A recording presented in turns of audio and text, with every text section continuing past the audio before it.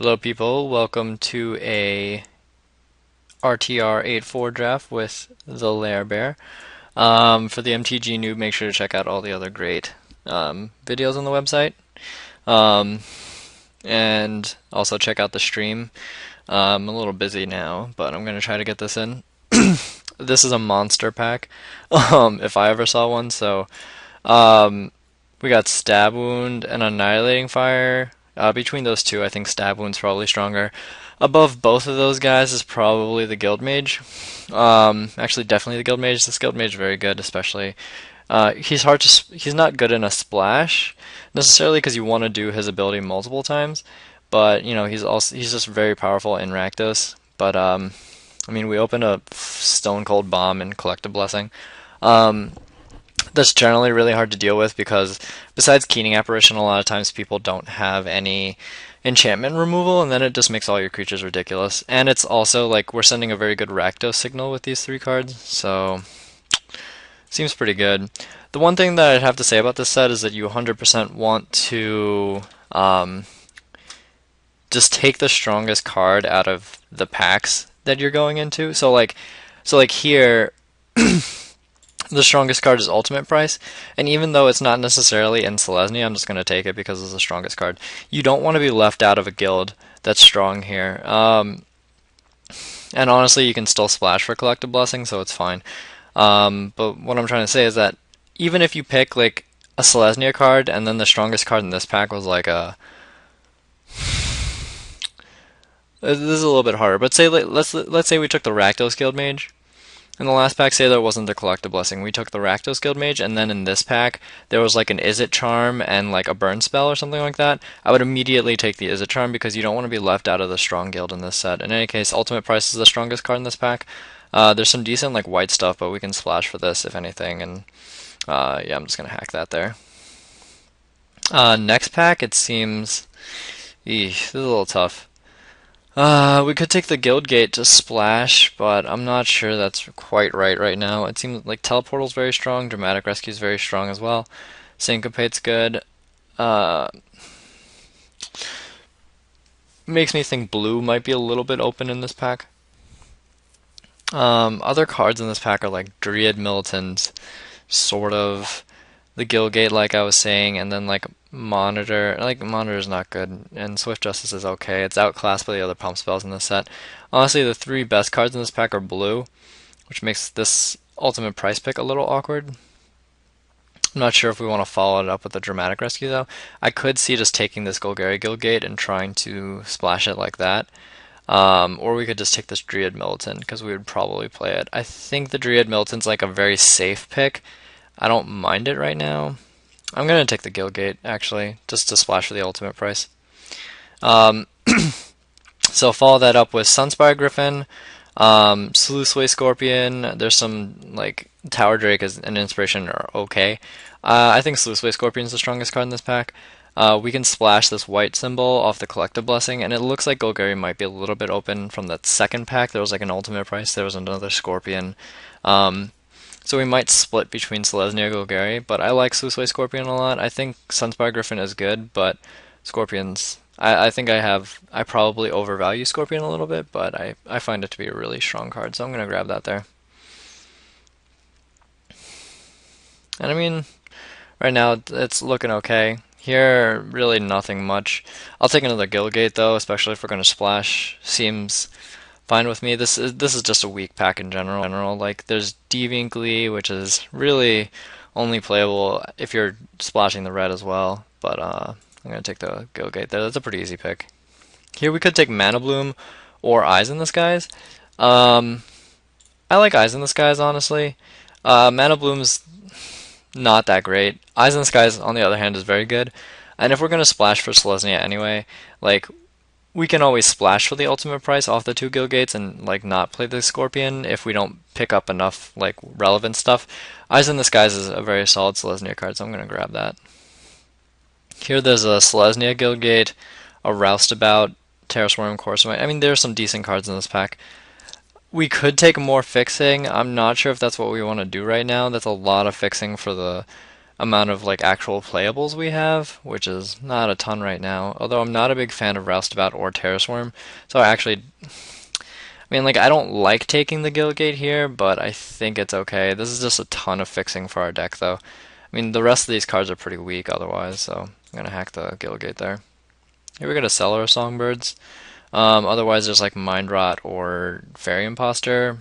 Fairy Imposter's good, but it's not good in this deck, and there's really nothing much else for us anyway. Towering Idrik is awesome.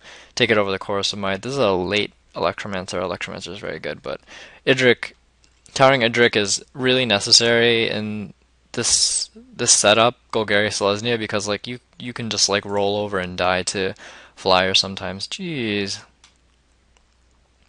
So there's Soul, Arrestor, Apparition, and Trestle Troll. That's a lot. These are like the strongest white cards out of that pack too. I like Arrestor a lot personally. I'm not the Soul is fine. I don't mind it at all. But Arrestor's very good as a 2-drop, and 2-drops are a little bit harder to come by in this set.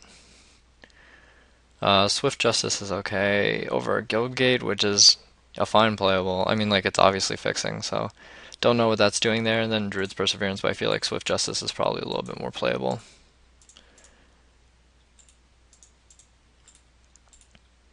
Alright, coming out of the first pack, we don't have much in the way. We obviously picked up a bomb, but in terms of, like, solid playables, we're a little low right now. It seemed like some of those packs were weak. I'm really surprised by that one of those last packs with the Arrestor, the Vassal Soul, and the Keening Apparition. I would have been happy in that pack if just the Keening Apparition came back.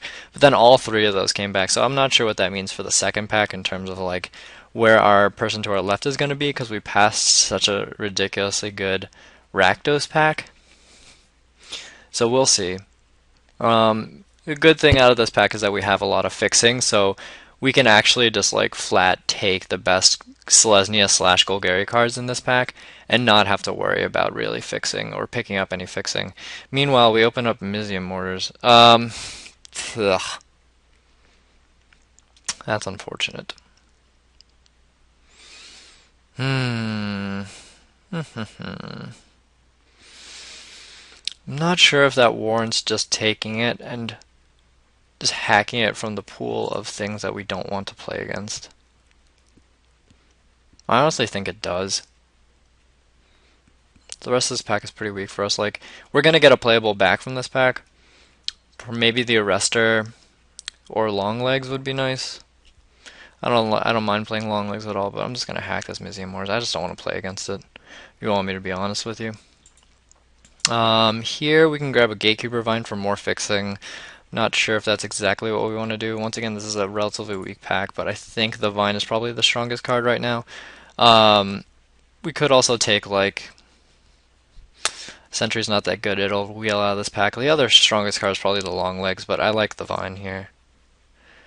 If anything, we might be able to splash that Mizzium Mortars, if it gets that crazy. Here there's, like, Drudge Beetle. I think Axebane Guardian is probably the strongest card in this pack.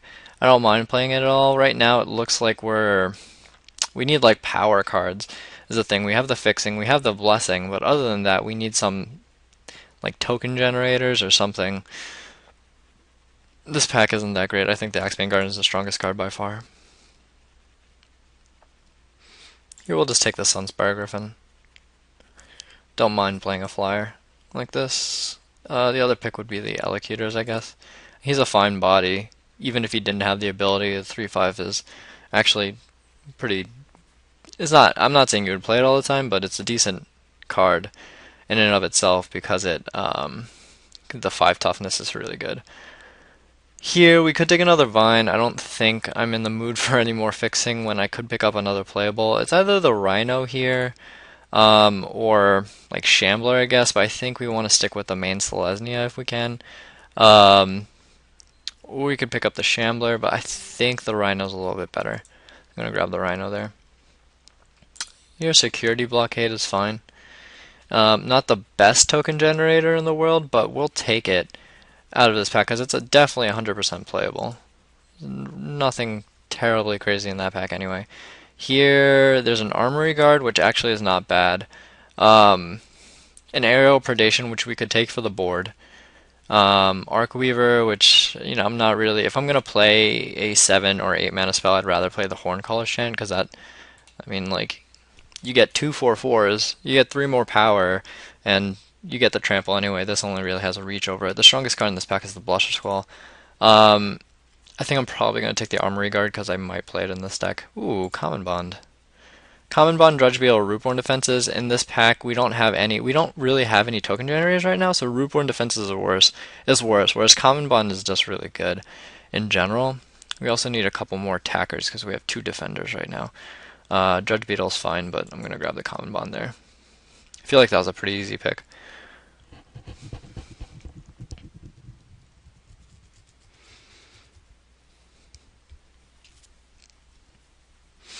And right now we're like okay on playables, not obviously not the best because like it just feels like Selesnya has been flowing really weakly. I wouldn't say that it's been cut, but at the same time the packs feel very weak right now. In any case, this pack only card for us is Long Leg, so we'll grab that pretty easily. And hopefully we can just pick up some more removal or like black spells because we do have the Gilgate plus the Vine and the Axebane Guardian to splash. So we're fine on that end. Here I'm going to hack the Dispel probably because it's the most playable card. Hell, I mean with Vine and Axebane Guardian we could even like splash a red for the Mizium Mortars if it really came down to it just for like another removal spell. We obviously wouldn't try to overload it.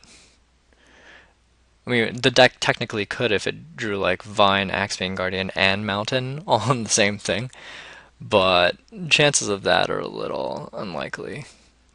Here we'll take the Growth for the board. Actually, not a bad little pickup. Hack a Trick. Ooh, Soul Tithe is. I'm gonna hide it because I don't think it's necessarily playable. But I mean, I don't mind having it as an option, which is fine with me. So right now, I mean, we'd really love some like Heralds or something, or like Centaur's Heralds, or some decent Selesnya stuff. Because right now, it does not feel like our deck is particularly strong. We probably won't want to play this Sluiceway Scorpion, because, I mean, I'm not sure splashing for 2 black cards is really worth it. The ultimate price is definitely worth it, but the Scorpion probably not. Even if we have some decent fixing. It might be, though, if we don't have enough creatures. You never know what will happen out of this. What? Jesus. Could take the price. I'm gonna go crazy. Whatever. You open Mercurial Chemistry, right? So we take like every fixing spell from here on out. Basically, if we're gonna splash for this, we might as well go for it. Or we could not splash for the ultimate price and just play this thing. Oy, jeez, there's like an ultimate price in this pack. It really should not. We should not take that Mercurial Chemister, but when you open 2 ridiculous off-color bombs, it just makes me feel really. So this is like the second strongest card in the entire set. Ay, we're splashing. We don't have a way to deal with this. I'm taking it. Should I take it? We have the Gatecreeper Vine. We would just need to pick up some more like random fixers. Like the Axebane Guardian would be awesome. Screw it. I'm running with it. I'm going for it. We're going 5-color special. Gonna take the Stab Wound here. If there was a fixer in this pack, other than Gilgate, I want like another off-color fixer. I really love a Gatecreeper Vine or an Axebane Guardian. I would take it, but Stab Wound here is fine. Growing Ranks or Promenade. Growing Ranks does not seem very good in this deck. Right now we have 1, 2, 3 token generators right now. Probably not enough. Whereas Transguild Promenade is going to help us splash for the Chemister and the Mortars, which at this point we're going to play. So I'm going to grab the Promenade here and try to run with that.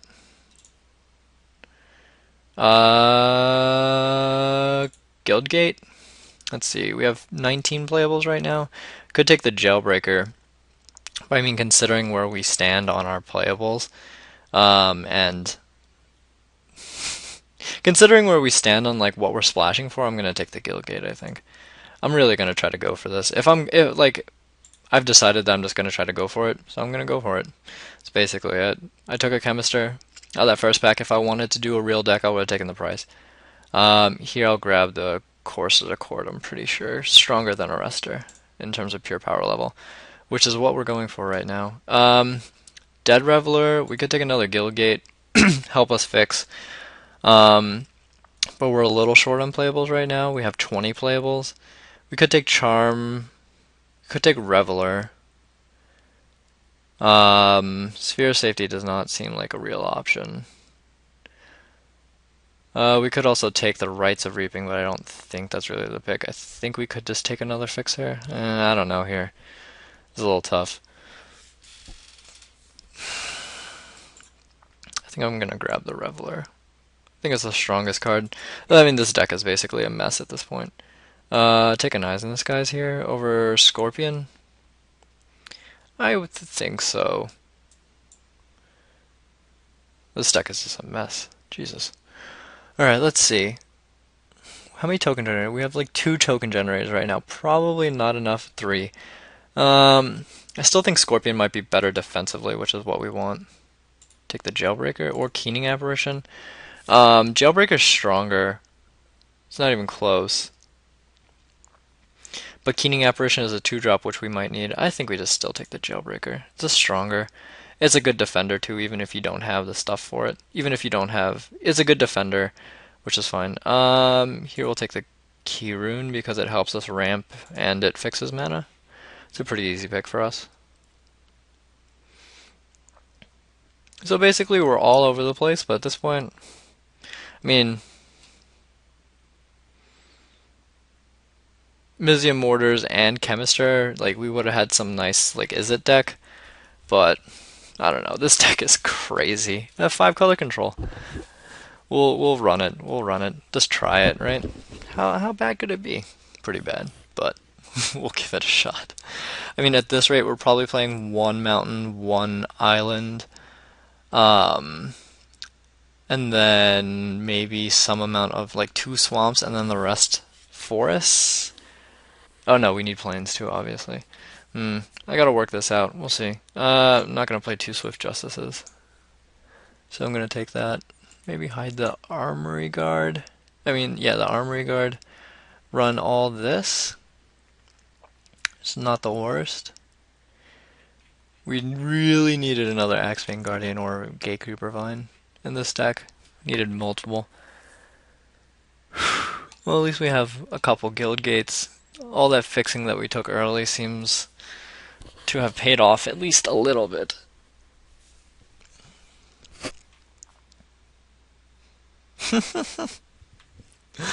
This deck is crazy. This deck is crazy.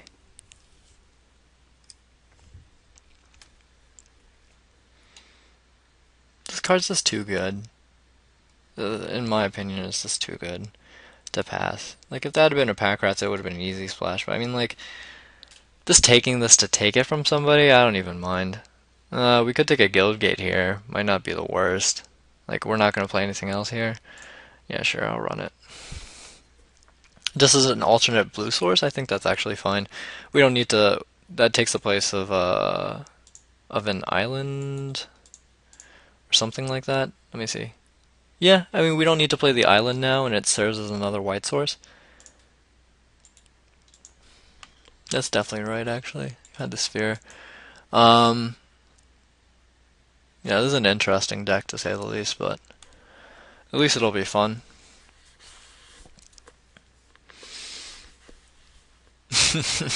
We can hope. We can hope it'll be fun. We might not want to play this Sunspire Griffin, because double white seems tough for us.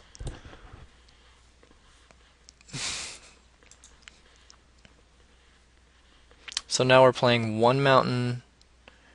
We'll get everything that we need into the deck first, that we probably want to play.